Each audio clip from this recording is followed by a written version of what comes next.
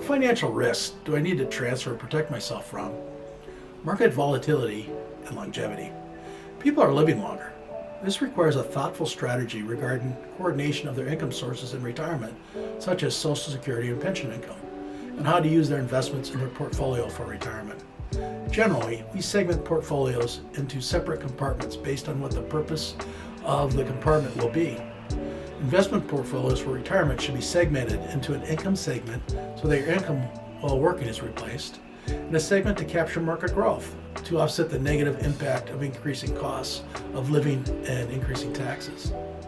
A key concept to plan for is sequence of returns risk. What this means is that if in your first few years of retirement the market is negative, that will have a long-term effect on how your portfolio will be impacted. It may cause a person to have to adjust their standard of living and reduce withdrawals from their portfolio if the loss of the capital is so great that continued withdrawals at the initial amount will cause them to run out of money. The strategy to avoid that risk is to figure out how much income is necessary from the portfolio to maintain the standard of living people want in retirement, and move that money to assets that aren't subject to market losses that can be used to set up an income strategy from the portfolio that will deliver that income every month regardless of what the market does. If additional portfolio assets exist beyond the amount segmented for income, the balance of the portfolio can then be allocated for growth. This helps to mitigate longevity risk and market volatility.